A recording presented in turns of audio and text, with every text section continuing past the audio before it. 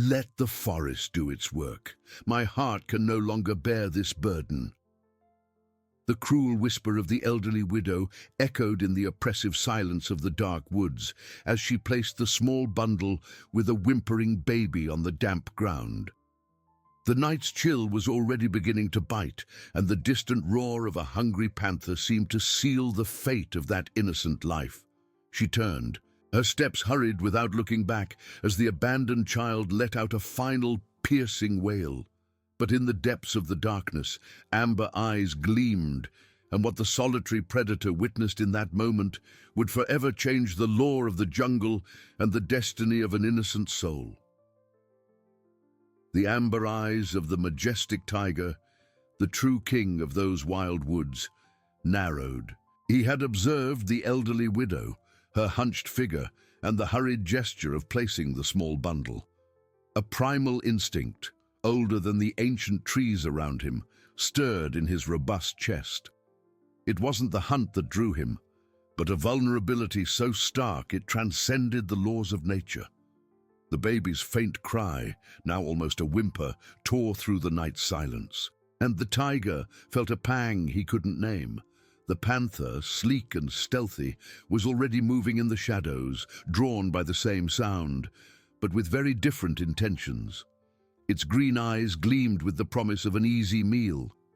The tiger, with a low, guttural roar that made the dry leaves tremble, positioned himself between the threat and the small being. There was no bloody fight, just an unquestionable display of power. The panther, knowing the forest's hierarchy, retreated, its silent steps vanishing into the darkness, leaving the king of the jungle alone with his unexpected burden. With the threat gone, the tiger approached the bundle, his large eyes fixed on the pink, wrinkled face, wet with tears. The baby, sensing the imposing but not hostile presence, stopped crying. Tiny fingers wiggled in the cold air. The tiger tilted his head, a gesture of curiosity and something deeper. Carefully, with the delicacy that only a predator at the top of the food chain can show when not hunting, he nudged the bundle with his snout, sniffing the soft skin. A strange warmth spread through him. He remembered his own cubs, long lost to a cruel disease. That small human being, so fragile, awakened in him an ancestral memory of protection. It wasn't a tiger cub, but it was life, and it was in his territory, under his guard. With surprising gentleness for an animal of his size, the tiger used his mouth to grasp the fabric of the bundle, lifting the baby with utmost care. The small body swayed slightly, but remained safe. The widow, meanwhile, continued her hurried escape. Each step took her further from the forest, but not from the echo of the baby's cry that seemed to reverberate in her soul. One part of her screamed relief, the other, a searing pain of guilt. She tried to justify her act, the unexpected burden, her advanced age, the overwhelming loneliness since her husband's death, the lack of resources to care for a child. But deep down, she knew that no justification could erase the cruelty of her choice. Her eyes, once dry and determined, now burned with unshed tears. She pressed her lips together, trying to hold back a sob that threatened to escape. The night air felt heavier, laden with the weight of her decision. Meanwhile, the tiger moved with the baby, venturing deeper into the forest. He sought a safe place, a protected den, away from the dangers of the night and curious eyes. The maternal instinct, so strong in his species, seemed to have found a new purpose. The baby, nestled against the warmth of the feline's body, felt the steady rhythm of its breathing. The crying ceased completely, replaced by peaceful sleep.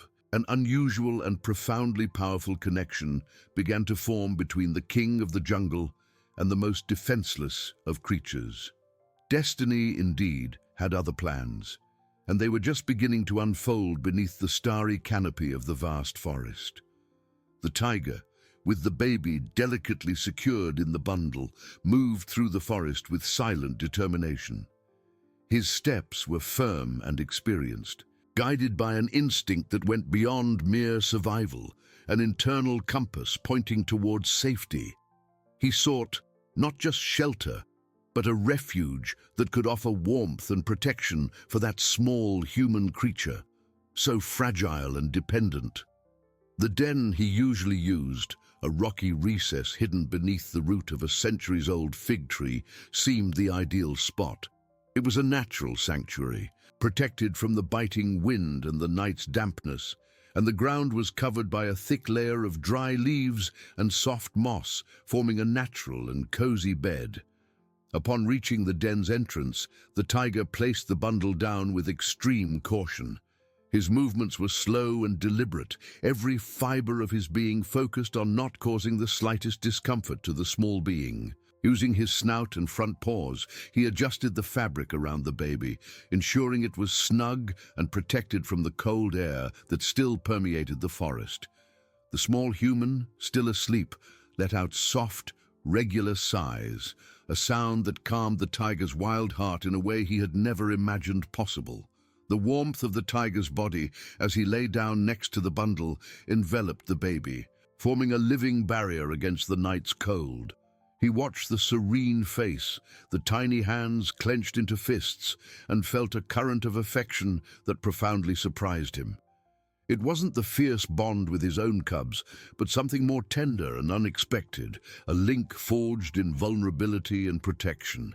He gently licked the fabric of the bundle, a gesture of ancestral care, while his amber eyes remained vigilant, alert to any sound or movement in the surrounding darkness. The baby, feeling the warmth and protective presence, stirred slightly, an almost imperceptible smile appearing on its pink lips, a silent miracle in the heart of the jungle. Far from there, Ilara, the elderly widow, finally reached the limits of her small property. The fresh dawn air could not alleviate the icy weight she felt in her chest, a sensation that seemed to crush her soul. Every dry leaf that crunched under her feet seemed like an accusatory whisper, and the silence of the forest behind her was now filled with ghostly echoes of the baby's cry. She opened the creaking door of her house, and the silence inside was even more deafening than that of the woods. The house, once a sanctuary of memories with her late husband, now seemed cold and empty, echoing the loneliness she tried to fill with the baby's absence, but which now transformed into an even greater void. Ilara lit a candle, and the flickering light danced on the walls, casting shadows that seemed to writhe into shapes of guilt and regret. She sat in her old rocking chair, her wrinkled hands trembling uncontrollably. She tried to convince herself that she had done the right thing, that it was a burden she couldn't carry, an interruption to her hard-won peace after years of mourning and hardship. But the image of the small bundle on the damp forest floor, the faint cry, the cold that would surely envelop the baby, all repeated in her mind like a vivid and relentless nightmare. Her eyes, once dry and determined, now burned with tears she refused to shed, pressing her lips until they were white and sore. Her heart, which she thought had been hardened by years of bitterness and loss, now felt like a heavy but strangely porous rock, allowing pain and guilt to seep into every crevice. She felt a shiver run down her spine, not from the night's cold, but from the coldness of her own action. The night would be long and full of torment for Ilara, the widow who had traded compassion for convenience, and now faced the silent consequences of her choice, every moment of peace stolen by the shadow of what she had abandoned. Dawn would bring not relief, but the inevitable confrontation with the reality of her terrible act, and perhaps with the first rays of a truth she desperately tried to suppress. Ilara's night was an uninterrupted torment. Every shadow on her house wall seemed to take the shape of a small bundle, and the wind, howling outside, transformed into a distant, relentless cry in her mind. She tried to sleep, but sleep was a luxury that guilt would not allow her. The image of the helpless baby, abandoned to the cold and darkness, repeated in a cruel and exhausting cycle. Her eyes, once dry and determined, were now swollen with unshed tears, caught in her throat like a tight knot that prevented breathing. She would get up, walk around the room, sit in the armchair, and the cycle of anguish would begin anew, each moment heavier than the last. The silence of the house, which she so cherished, was now a deafening echo of her own cruelty, a void that no justification could fill. She wondered if the baby was still alive, if the panther had played its part, a part of her, the part hardened by bitterness, wished it were so that the burden would be silenced once and for all. But a deeper, almost forgotten voice whispered about innocence and life, and this voice tormented her mercilessly, tearing through the veil of her indifference. The sun began to peek over the horizon, bringing not relief, but the promise of an even longer day of internal confrontation and unease. Meanwhile, in the protected den beneath the centuries-old fig tree, dawn brought with it a new reality. The tiger, with his massive and imposing body, had spent the night in vigil, his amber eyes alert to any sign of danger. The warmth of his body enveloped the baby, who slept soundly, oblivious to the dangers of the jungle and the human drama that had brought him there. With the first rays of sun, the small human began to stir, tiny whimpers of hunger filling the air of the den. The tiger tilted his head, observing with unusual intensity. He had hunted all his life, but the needs of that human cub were different, more complex, requiring a wisdom he barely understood. His protective instincts were in full force, but how to nourish that creature was an enigma. He gently licked the baby's face, a tender gesture that was not of hunting, but of care and unexpected affection. The baby's blue eyes opened, fixing on the tiger's amber eyes, without fear, only curiosity. A small smile blossomed on its pink lips, a gesture of pure, unarmed trust that melted something in the feline's wild heart, forging a bond that transcended species barriers. The tiger felt an even stronger wave of affection, a responsibility that compelled him. He knew he needed to find a solution, but how? He couldn't go hunting and leave the baby alone, vulnerable to the dangers of the forest. The little one's hunger was an urgent call, and the tiger felt the pressure of his new responsibility, which manifested as a knot in his chest. He stood up, circling the den, his scrutinizing gaze searching for an answer in the surrounding nature, while his hunting instinct was dormant, replaced by an instinct of care and provision he had never experienced before. In the nearby village, life was beginning to awaken. Donna Aurora, a neighbor of Ilara, went out to water her flowers and noticed the widow's house was strangely silent. Ilara was a reclusive woman, but a certain movement, a smell of smoke from the fireplace, always betrayed her presence. Today, nothing. The front door was ajar, which was unusual for the always cautious Ilara. Donna Aurora frowned, a pang of concern in her chest, a premonition that unsettled her.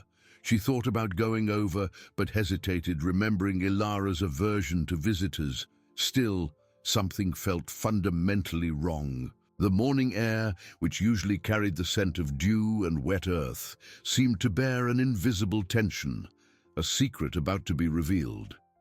The first rays of sun, which bathed the forest in a golden glow, also began to illuminate the secrets it held, and the first threads of a web of events were being woven, connecting the fate of the widow, the baby, and the majestic tiger in ways no one could imagine. The morning's quiet was deceptive. Beneath the surface, the story was just beginning to roar, promising unexpected twists. Donna Aurora, her heart heavy with a premonition she couldn't ignore, approached Ilara's house. The ajar door, the unusual silence, everything screamed that something was terribly wrong. The creak of the gate broke the morning's quiet, and she called out, her voice soft but laden with concern. "Ilara, is everything all right here?" No answer. Pushing the door carefully, Donna Aurora entered the dim living room. The air was heavy, imbued with mold and sadness. Her eyes adjusted to the low light, and she found Ilara huddled in the old rocking chair, her eyes fixed on an invisible point, her face pale and marked by a night of torment. Her wrinkled hands trembled uncontrollably, and an inaudible murmur escaped her dry lips. "My dear, what happened?" asked Donna Aurora, kneeling beside the armchair, touching Ilara's cold shoulder. The widow shivered, as if waking from a deep nightmare, and her eyes, now moist and red from exhaustion, met Donna Aurora's, laden with an uncontrollable pain. "The baby," Ilara whispered, her voice hoarse, almost inaudible, a thread of sound barely sustained. I left him. In the forest." The words, heavy with overwhelming guilt, fell upon Donna Aurora like stones. She recoiled slightly, her face contorted in disbelief and horror. "Left him? What baby, Ilara? What have you done?" The initial shock gave way to desperate urgency. Ilara, her head bowed, began to cry, convulsive sobs tearing through her chest, confessing the story of an unexpected burden and her inability to cope with it. Meanwhile, in the protected den, the tiger faced his own agonizing dilemma. The baby, now fully awake, cried with increasing intensity, a hungry cry that the tiger recognized as a vital need. He licked the baby's face again, trying to soothe it, but instinct told him his affection wasn't enough. The forest, though abundant in game, did not offer the food that small human creature needed. The tiger stood up, his wild mind working on a problem that transcended his experience and innate knowledge. He couldn't hunt, and, at the same time, leave the baby alone, vulnerable. But the little one's cry was a command, a demand he couldn't ignore. Moved by an urgency he had never felt before, the tiger made a bold decision, one that went against everything his predatory nature dictated. With the same surprising delicacy as before, he picked up the bundle with the baby and left the den. His firm steps no longer led to the depths of the jungle, but towards its edge, in the direction where he smelled humans, a scent he had previously avoided. It was an immense risk, but the instinct of protection, now stronger than ancestral fear, compelled him. He needed help, or something that could satisfy the baby's hunger. The sun was already high, illuminating the trail leading out of the forest, and the tiger, with the baby safe in his mouth, advanced with a dignity and purpose that defied all laws of nature. Each step a silent declaration of his new and unexpected parenthood. Donna Aurora, after Ilara's shocking confession, tried to process the extent of the tragedy. "A baby, Ilara? Where did you find him? Why would you do such a thing?" The widow, between sobs, described how the little one had been left at her door, an unexpected burden that she, in her bitterness and despair, could not accept. Ilara's pain was palpable, but the gravity of her act was even greater. Donna Aurora, a woman of faith and compassion, knew she couldn't stand by. "We need to go get him, Ilara. Right now. The forest is dangerous." She tried to lift Ilara, but the widow seemed paralyzed by shock and guilt. "It's too late, Aurora. The panther." "I heard its roar." A shiver ran down Donna Aurora's spine. The image of a helpless baby in the forest, at the mercy of predators, was unbearable, a nightmare scenario materializing right there. At that very instant, as the widow wrestled with her torment and Donna Aurora tried to grasp the extent of the tragedy and the urgency of the situation, a massive shadow emerged from the dense foliage at the forest's edge, a few meters from Ilara's house. It was the tiger. His amber eyes, once focused on survival, now carried an expression of plea and determination. He approached the clearing, where the trail opened to cultivated fields and further on to the village. The baby, still in the bundle, let out a faint but constant cry, a sound that seemed to guide the majestic feline. The king of those woods was there, in plain sight, with a human child in his mouth, defying logic and comprehension. The scene was unbelievable, a sight that would stop anyone's heart. Donna Aurora, who had been looking at the forest in despair, saw him. Her eyes widened in shock, her mouth open in a silent scream. Destiny, with its intricate web, was about to reveal its next move, and the news of the jungle baby was about to spread. Not through whispers, but through an unforgettable image that would change everything forever. Donna Aurora could barely breathe. The sight of the majestic tiger, with the baby delicately secured in its mouth, was so surreal it seemed like a feverish delusion. Her knees buckled, but she clung to the doorframe, her eyes fixed on the imposing creature. There was no ferocity in its amber gaze, only a silent determination and a weariness that transcended its wild nature. The baby, wrapped in the same fabric Elara had described, let out a faint but audible cry, a sound of life that contradicted all logic and the fear the forest inspired. Inside the house, Elara, still huddled in the armchair, slowly raised her head, drawn by Donna Aurora's sudden silence and the tension in the air. Her clouded eyes followed her neighbor's gaze, and what she saw made her gasp. Her heart, which she thought was dead, gave a painful leap. It was the baby, alive and in the care of a tiger. A wave of horror and relief hit her simultaneously, mixing into a whirlwind of contradictory emotions. The panther hadn't taken him. The king of the jungle, whom she had imagined as a merciless predator, was the protector. Tears, which had previously refused to fall, now streamed freely down her wrinkled face, not just from guilt, but from overwhelming shock. The tiger, oblivious to the human drama unfolding, advanced a few more steps, stopping at the edge of the clearing, as if waiting.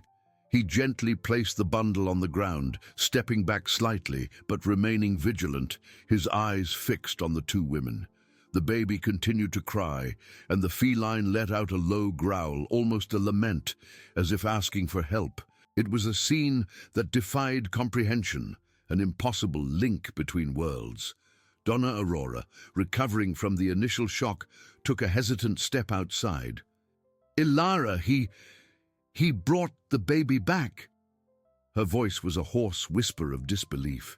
She looked at the tiger, who showed no signs of aggression, only majestic patience. Compassion overcame fear. With hands outstretched in a gesture of peace, she slowly approached the baby. The tiger watched every movement, his muscles tense, but did not stop the woman. At that moment, the sound of hurried voices and footsteps began to approach. Other neighbors, drawn by the unusual quiet and Elara's open door, came to investigate. What they saw upon encountering the scene in the clearing was something they would never forget. A majestic tiger, a baby crying on the ground, and Donna Aurora kneeling, reaching out for the child. The news, which had previously been a mere premonition, now exploded into undeniable reality. Elara, witnessing the scene from her house, felt the weight of the world collapse upon her. The baby was alive, rescued by a wild creature, and her cruelty was exposed in broad daylight for all to see. Her knees gave way, and she fell to the ground, covering her face with her hands, her sobs now uncontrollable.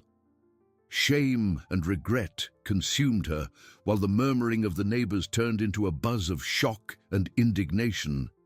The implacable justice the premise spoke of began to manifest, not just in courts, but in the eyes and hearts of the community. The future of the baby, the widow, and the king of the jungle was about to be rewritten under the astonished gaze of a world that was just beginning to understand the depth of that alliance.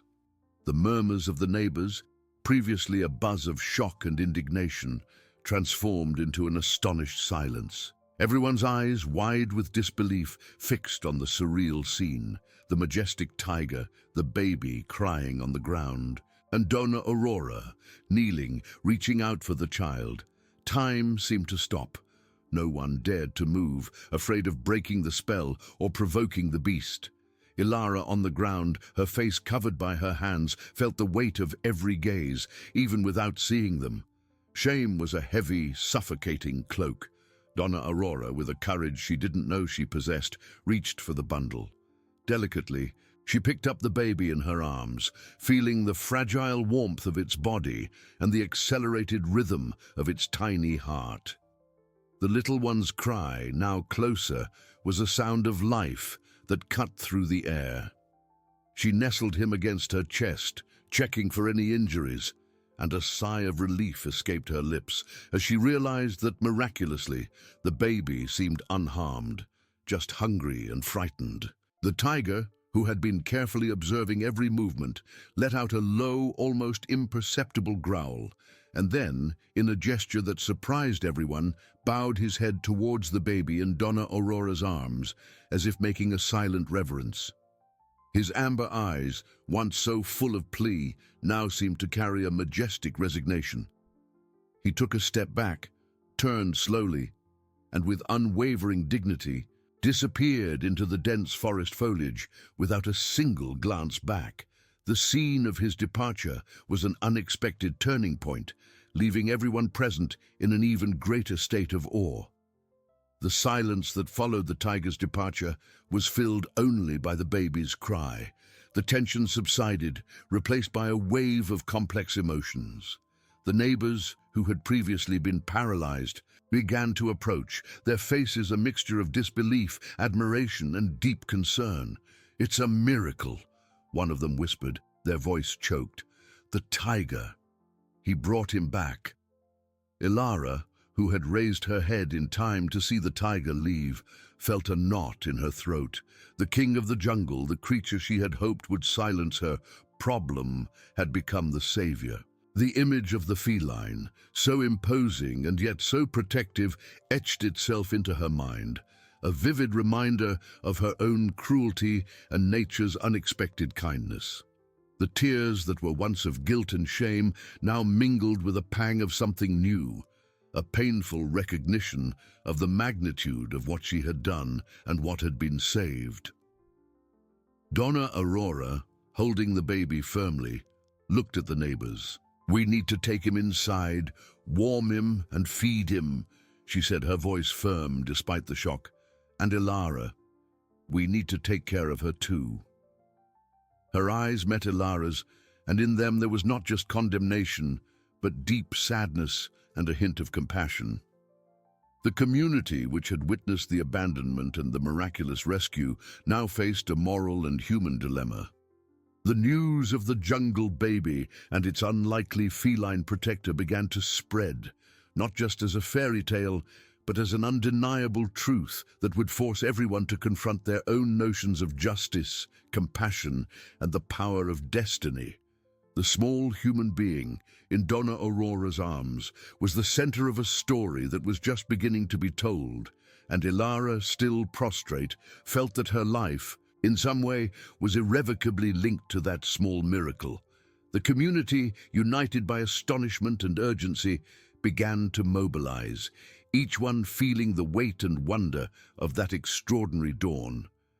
The priority now was the baby, and Ilara's matter, though serious, would have to wait, but the seed of justice had already been planted in everyone's hearts. And the story of the jungle baby was about to echo far beyond the limits of that small village. Donna Aurora's small house, which once exuded the tranquility of a simple home, now buzzed with an energy of urgency and compassion. The baby, after being carefully cleaned with warm water and wrapped in a soft blanket, was fed milk offered by one of the younger neighbors, Senora Clara, who was still nursing her own child. The newborn's tiny lips sucked eagerly, and the hungry cry, which had previously cut through the air, gave way to soft sighs of satisfaction, a sound that brought palpable relief to all present. Donna Aurora cradled him with an almost maternal tenderness, her eyes fixed on the sleeping face, a mixture of gratitude for the miracle and deep sadness for the cruelty that preceded it. The weight of what had happened hung in the air, a dark cloud over the brightness of the rescue. Meanwhile, in the dimness of her own house, Ilara remained seated on the cold floor, her knees bent against her chest, unable to move. The buzz of the neighbors, the worried voices, and the whispers of astonishment all reached her as a distant, muffled echo. Her mind was in a chaotic whirlwind of remorse and disbelief. The image of the majestic tiger, so imposing and paradoxically so protective, contrasted brutally with her own inhumane action. She, in her blindness of bitterness, had wished for the death of that small being, and nature, in its inscrutable wisdom, had responded with the purest demonstration of life and compassion. Shame gnawed at her from within, a pain more intense than any physical wound, and she felt the judging gazes of the neighbors, even if they weren't there, piercing her soul. There was no hiding place for her terrible sin. Outside, the village men, led by the respected elder Master João, discussed in low voices, their faces marked by the seriousness of the situation. The news of the tiger and the baby had spread like wildfire, and the initial disbelief now mingled with deep indignation. "How could someone do such a thing?" one of them murmured, shaking his head in disapproval. Master João, with his white beard and wise eyes, raised his hand, asking for silence and reflection. First, the baby's well-being, then justice, but not our hasty justice, rather the justice that truth and compassion demand. His words were a reminder that the situation was delicate and required more than mere accusations. The community, though shocked and morally wounded, was united in protecting the innocent and seeking a path that would be fair to all. Donna Aurora, after ensuring the baby was safe and comfortably asleep, went to Ilara's house. She found the widow in the same position, her eyes vacant, her hands still covering her wrinkled face. The neighbor knelt again, her voice soft but imbued with unwavering firmness. "Ilara, you need to get up.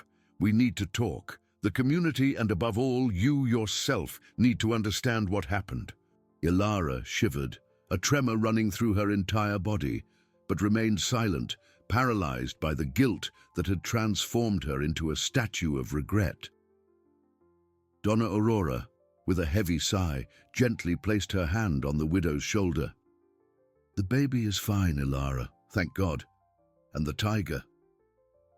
The last words were spoken with a hint of irony and veiled pain, a mirror of Ilara's own tormented conscience. The mention of the tiger seemed to pierce the fog of despair that enveloped Ilara. Slowly, she lowered her hands, revealing a face marked by dry tears and deep pain. Her eyes, red and swollen, met Donna Aurora's, and in them was a mixture of terror and a silent plea for redemption. I don't know what came over me," Ilara whispered, her voice hoarse and choked with emotion. "I was so lost, so full of bitterness and fear. The burden was too great for me." Donna Aurora nodded, her expression softening slightly. She understood the pain of loss and despair, but not the cruelty that had sprung from that suffering. Bitterness can blind the heart, Ilara, but it doesn't justify an act like this. Now, you need to face what you've done, not just before the community, but most importantly before your own conscience. The conversation, laden with tension, was abruptly interrupted by one of the neighbors, young Tomas, who approached with an apprehensive and urgent look. "Donna Aurora, the head of the forest guard is on his way. The news has reached the town. They want to know about the baby and about the tiger." Ilara's heart gave a painful leap in her chest. Justice was approaching, not just in the form of her neighbors' gazes, but now with the authority and implacability of the law. The small village, once isolated in its peaceful routine, was about to become the center of a story that defied reason and faith, a story that spoke of abandonment, miracle, and the unexpected redemption that nature, in its grandeur, offered. Ilara knew with a cold certainty that she could no longer run. The burden, which she had tried to silence so cruelly, now roared louder than ever, demanding a full accounting of her soul and her actions. The path to overcoming would be long and painful, but the seed of a new truth, driven by the miracle of life, was beginning to germinate in her once hardened heart. Tomas's hurried footsteps and the mention of the head of the forest guard echoed like thunder in the small room, which already felt heavy with Ilara's confession. The widow's heart, which was just beginning to feel the pang of redemption, now contracted in icy dread. She raised her eyes to Donna Aurora, and in them there was no longer a plea, but a mute terror, the certainty that the abyss she herself had dug was about to swallow her whole. Donna Aurora, though shaken by the news, maintained her composure. She knew the arrival of the authorities was inevitable. "Breathe deeply, Ilara," she said, her voice a thread of calm amidst the storm. "You need to be strong now.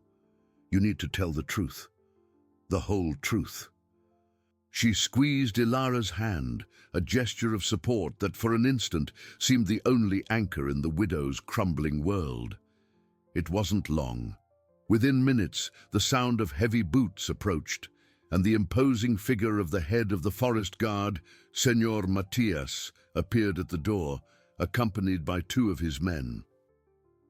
Matias was a middle-aged man, with a serious face and eyes that had seen much of wildlife and human weaknesses. His expression was one of deep concern and unquestionable authority. Beside him, the young guard, Pedro, carried a radio, and the news had already spread beyond the village limits. "Donna Aurora, we've received information about a baby and a tiger," Matias said, his voice grave, sweeping the room with an evaluative gaze that stopped on Ilara, still huddled on the floor. "Is what they say true?" Donna Aurora nodded, her eyes moist. "Yes, Senor Matias. The baby is in my house safe. And Ilara, she has something to confess." All eyes turned to Ilara. The widow felt the weight of each gaze, a silent condemnation that suffocated her. She tried to speak, but the words caught in her throat, a knot of shame and guilt. Her hands trembled uncontrollably, and she pressed her knees against her chest, as if trying to protect herself from an inevitable blow. Matias knelt, trying to meet Ilara's gaze. "Senora Ilara, we need to know what happened. Where was the baby found? Who left him in the forest?" His voice was firm, but there was a tone of patience, of one who understands the complexity of human pain. Ilara, with superhuman effort, finally managed to raise her head. Her eyes, red and swollen, met Matias's and then Donna Aurora's, who watched her with a mixture of sadness and encouragement. "It was me," she whispered, her voice almost inaudible, a faint thread of sound barely heard. "It was I who left him at the edge of the forest." A collective gasp echoed in the room. The guards exchanged glances, disbelief etched on their faces. The confession, though expected, was still a brutal shock. The silence that followed was heavy, laden with all the emotions the situation evoked: sadness, anger, incomprehension, but also a shadow of compassion for Ilara's broken figure. Donna Aurora, seeing the despair in her friend's eyes, intervened gently. "She was lost, Senor Matias. The burden was too great, but the baby is alive, thanks to a miracle. And the tiger." Matias stood up, his expression serious. "We need to take you to the police station, Senora Ilara. We need to record your statement and begin investigations. It's standard procedure." Ilara did not resist. She stood up with difficulty, her knees weak. Her body bent under the weight of her guilt. Each step was a penance, every gaze from the community gathered outside was a stab to her soul. She felt Donna Aurora's gentle hand on her arm, a silent support she didn't deserve, but accepted as a last thread of hope. As she was led outside, the image of the sleeping baby in Donna Aurora's arms, safe and warm, and that of the majestic tiger, protective and silent, mingled in her mind. a vivid reminder of the cruelty she had committed and the unexpected kindness that had confronted her. Justice, with its implacable face, was only just beginning to unfold, but Ilara felt that the true judgment had already begun within her, a painful process of recognition and perhaps of a slow and difficult overcoming. The village, now the stage for an unprecedented drama, watched in silence, witness to a destiny being rewritten under the watchful eye of the law and the human heart. Donna Aurora's hand on her arm was a faint thread of warmth amidst the icy cold that had settled in Ilara. Each step out of the small house, under the watchful and silent gaze of the village, was torture. Heads turned, whispers ceased, and eyes, once full of astonishment, now carried a mixture of shock, sadness, and a condemnation that needed no words. Ilara felt each gaze like a stone thrown at her already wounded soul. She cringed, wishing the earth would swallow her, that the forest she had used for her cruel act would take her far from all that shame. The weight of her guilt was not just an internal feeling, it was a physical presence, bending her shoulders, dragging her feet. Senor Matias, the head of the forest guard, walked ahead, his posture erect and serious, clearing a path through the small crowd. His men followed closely, a constant reminder of the authority that now surrounded her. Donna Aurora remained by Ilara's side, a silent bastion of support, her expression grave, but her eyes conveying a compassion Ilara felt unworthy of receiving. The widow could barely lift her gaze, fixing it on the dusty ground, where every grain of earth seemed to bear witness to her sin. The image of the sleeping baby, safe in Donna Aurora's arms, and that of the majestic tiger, protective and silent, alternated in her mind, a vivid reminder of the cruelty she had committed and the unexpected kindness that had confronted her. The journey to the small village police station, which was a few blocks away, felt like an eternity. Each step was an echo of her thoughtless decision. Upon arrival, Matias opened the heavy wooden door, and Ilara entered, feeling the heavy air of the place. The room was simple, with a rustic wooden table and a few chairs. The silence inside was even more oppressive than the buzz outside. Matias indicated a chair, and Ilara sat down, her hands trembling in her lap. Donna Aurora remained standing, a little apart, but her presence was a comfort to Ilara. "Senora Ilara," Matias began, his voice soft but firm as he sat opposite her. "We need you to tell us everything, from the beginning, without omitting details. It's important for the baby, for justice, and for yourself." He picked up a notepad and a pen, but his eyes were fixed on Ilara's, seeking not just facts, but the truth behind the pain. Ilara swallowed hard. Her throat was dry and the words seemed stuck. She looked at her own hands, wrinkled and stained by life, and felt the weight of each year, of every bitterness that had led her to that point. The unexpected burden, the loneliness, the despair, all mingled in a dense fog. I was lost," she finally managed to whisper, her voice hoarse and almost inaudible. "I didn't know what to do with the burden. Bitterness blinded me." The tears returned, hot and abundant, streaming down her aged face, no longer just from shame, but from a deep regret that was beginning to pierce the armor of her heart. She felt that each tear was a painful step towards overcoming, a recognition that justice was not just punishment, but a path to redemption. Matias nodded without interrupting, allowing Ilara to find her voice and her truth. He knew that the story unfolding there was more complex than a simple act of cruelty, and that the community, though shocked, hoped for an outcome that would honor the life and compassion the king of the jungle had shown. The narrative of the jungle baby was just beginning, and Ilara, in her fragility, was the central point of a plot that would challenge everyone to redefine what it meant to be human. Ilara raised her gaze again, her moist eyes fixed on Matthias, seeking an understanding she herself could barely find. Her voice, previously a whisper, gained a little more strength, though it still trembled. I had lost everything, my husband, my peace, and then that baby. He appeared, suddenly, without warning, a burden I didn't ask for, that I didn't know how to carry. She paused, taking a deep breath, as if each word were a physical effort. I was alone, Senor Matthias. The house empty, my heart full of thorns. I saw the baby not as a life, but as another weight, another pain, another mouth to feed in a world that already seemed so cruel to me. Matthias listened attentively, his pen hovering over the paper. He did not interrupt her, allowing the flow of her confession to unfold naturally. Donna Aurora, her eyes fixed on Ilara, felt a pang of sadness.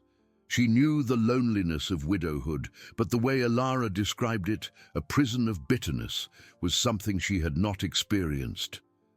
I thought if he disappeared, my problem would disappear too, Ilara continued, her voice choked.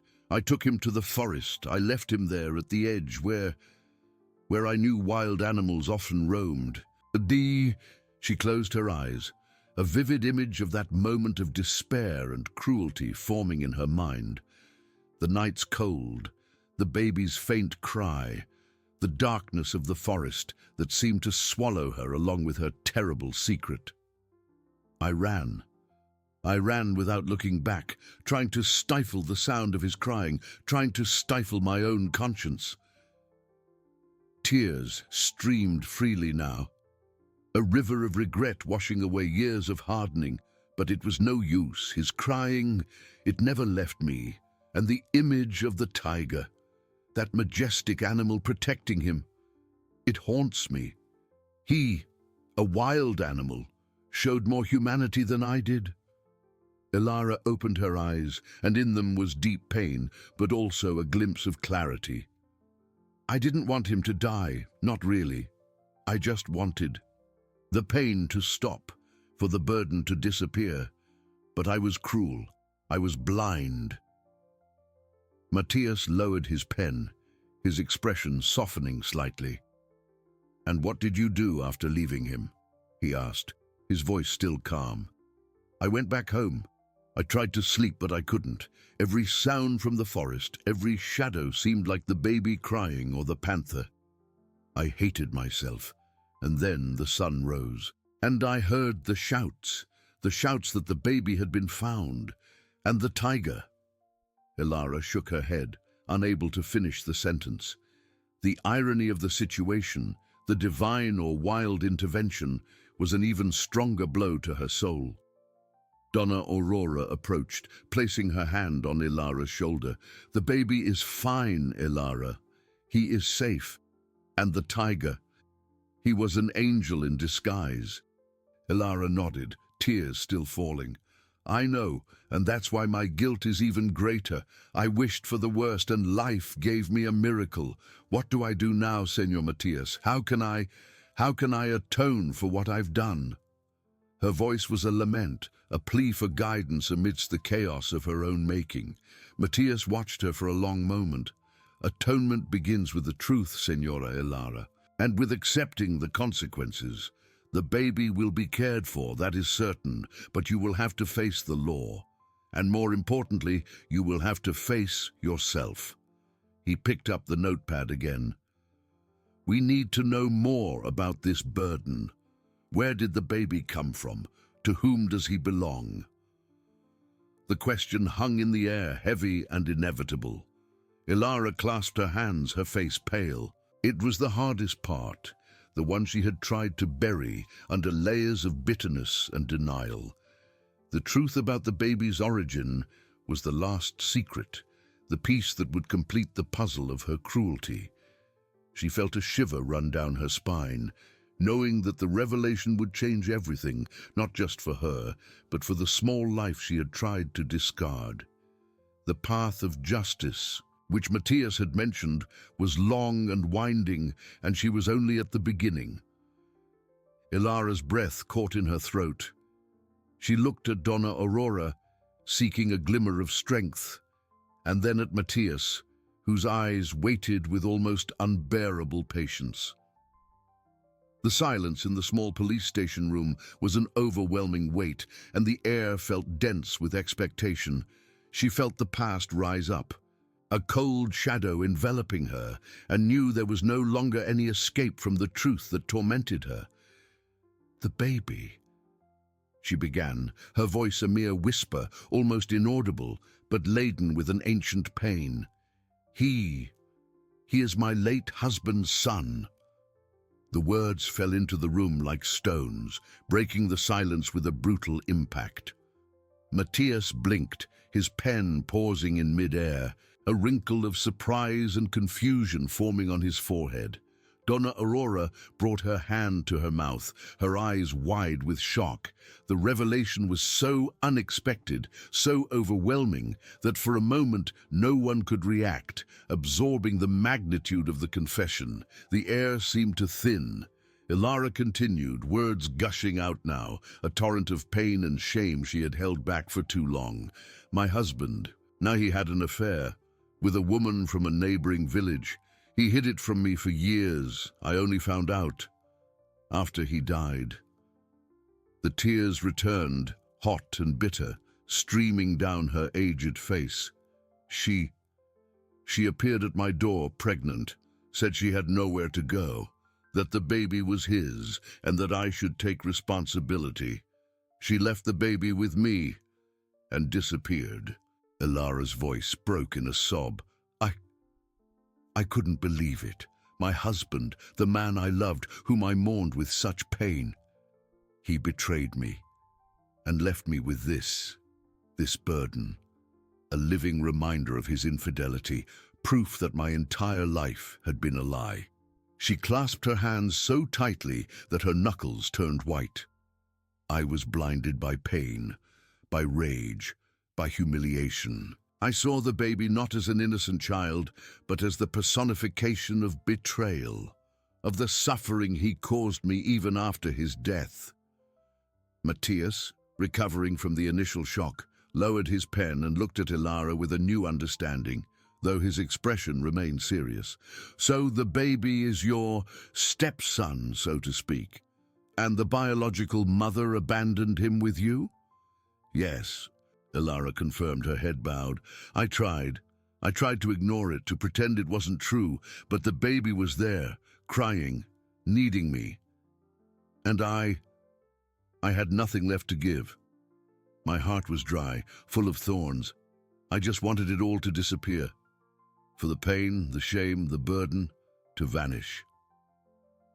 Donna Aurora approached, her eyes full of deep sadness, but also renewed compassion. She placed her hand on Ilara's shoulder, a gesture of support that spoke more than 1,000 words, a balm for the widow's wounded soul. Ilara's cruelty, though unforgivable, now had a root of suffering that in some way made her more human, more tragic. "Senora Ilara," Matthias said, his voice softer now, but still with the authority of his position. "Your pain is understandable, but your actions were serious. However, this information changes the perspective of everything. We need to investigate the biological mother if she can be found. And of course, the baby's well-being is our priority." He paused, looking at the widow with a complex expression. "You carried a heavy burden, but your choice to abandon him almost cost an innocent life. The tiger. He not only saved the baby, but perhaps saved you too, by forcing you to confront this truth." Ilara raised her gaze, her eyes red and swollen, but with a glimmer of something new. Perhaps hope, perhaps a glimpse of redemption. "I know," she whispered. "I know I was wrong. I know I deserve what's coming, but I just want the baby to be safe. And maybe I can do something to atone. For him." The confession, though excruciating, had opened a crack in the wall of bitterness that surrounded her, allowing a small light of altruism and genuine regret to begin to penetrate. The climax of her truth was there, exposed, and with it, the promise of a path, however arduous, to true overcoming. Matthias watched her for a long moment, the seriousness on his face softening into an expression of contemplation. He closed the notepad, his pen resting on it. "You've already taken the first step, Ilara, by telling the truth. And that truth, however painful, allows us to act. The baby's well-being is, without a doubt, our highest priority." He turned to Donna Aurora. "Donna Aurora, can the baby remain in your care for now? We need to ensure he has a safe and loving environment." Donna Aurora nodded promptly, a soft smile on her lips. "Certainly, Senor Matthias. He is a blessing. And Ilara. She has a place here too, if she needs it." Ilara felt an unexpected warmth spread in her chest at Donna Aurora's words, a balm for her soul she hadn't expected. Matthias turned back to Ilara. "As for you, Ilara, the law requires consequences. Abandonment of a helpless person is a serious crime. However, your confession, the remorse you show, and the mitigating circumstances surrounding the baby's origin will be taken into account. I will speak with the judge and the prosecutor. I don't believe imprisonment is the fairest or most productive path here, especially considering the impact you might have on the baby's life, even if indirectly." He paused, his eyes fixed on hers. "My proposal, and the one I will present to justice, is that you serve an alternative sentence. Community service, perhaps, focused on childcare or for the community, and crucially, that you commit to actively participating in the search for the baby's biological mother, providing all the information you have, and if possible, that you contribute to the baby's upbringing and future, either financially or through your time and affection, if so permitted and desired." Matthias's words were both a relief and a new burden. The prospect of not being incarcerated was a miracle, but the responsibility he imposed on her was immense. Ilara felt the tears return, but this time they were not just of pain or shame, but of gratitude and a deep, almost overwhelming sense of purpose. "I accept," she said, her voice choked with emotion. "I will do whatever it takes for him to atone." Donna Aurora approached Ilara, enveloping her in a tight embrace. "It's the beginning, my friend, the beginning of a new life for you and for the little one." The embrace was a symbol of the restoration of a human connection Ilara had thought lost forever. The village, upon learning of Matthias's decision and Ilara's commitment, would react with a mixture of surprise and, for many, a silent understanding. The story of the jungle baby would not just be a tale of miracle and cruelty, but of a difficult redemption, achieved step by step. The resolution of the main conflicts began to take shape. The baby would have a safe home. Ilara would face justice in a way that allowed for overcoming, and the search for the biological mother would begin. But above all, Ilara had found a way to heal her heart, transforming bitterness into altruism, driven by the life she had tried to discard and the unexpected kindness of a wild king. The baby's future, once uncertain, now opened up, rewritten by the most surprising and powerful of alliances. Ilara felt the weight of Matthias's words, but also the lightness of a burden that was beginning to be lifted. "I accept," she repeated, her voice firmer now, an echo of the determination reborn in her chest. "I will do whatever it takes for him to atone." Donna Aurora squeezed her in a warm embrace, and in that touch, Ilara felt the first spark of healing in years. It wasn't complete forgiveness, she knew, but it was a beginning, a bridge back to the humanity she had thought she'd lost. The days that followed were a silent testament to Ilara's transformation. She began her community service at the small village orphanage, a place she would have avoided at all costs before. At first, her gestures were hesitant, her eyes still carrying the shadow of guilt. But as she cared for the children, changing diapers, telling stories, and offering comfort, something within her began to thaw. She saw in each innocent face a reminder of the baby she had abandoned, and in each smile a chance for redemption. The other caregivers, initially cautious, soon perceived the sincerity in her efforts, and acceptance, slow and gradual, began to blossom. Meanwhile, the little one, whom Donna Aurora affectionately named Leo, thrived. In Donna Aurora's arms, he was a ray of sunshine, his curious eyes and contagious laughter filling the house with a joy Ilara had never imagined. Matthias, with Ilara's help, began the search for the biological mother, but clues were scarce, and the woman seemed to have vanished without a trace. The community, which had previously observed Ilara with a mixture of shock and condemnation, now saw the widow in her daily work, her shoulders less hunched, a different sparkle in her eyes. The story of the jungle baby and the protective tiger became a legend, a constant reminder that kindness could emerge from the most unexpected places, and that life always found a way. Ilara, in turn, began to visit Leo regularly. At first, she merely observed from a distance, feeling a knot in her throat. But Donna Aurora, with her wisdom and patience, encouraged her to draw closer.